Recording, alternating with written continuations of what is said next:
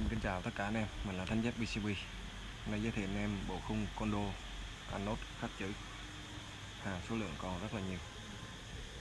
Anh em có nhu cầu liên hệ số điện thoại 0935773882 trên màn hình.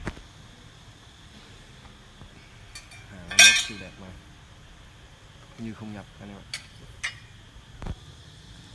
Và ngoài ra thì mình có đầy đủ tất cả các phụ kiện khác của dòng PCB. Anh em nào cần thì cứ liên hệ kết bạn Zalo, nhắn tin hoặc là gọi số điện thoại cho mình. Cảm ơn anh em đã xem clip.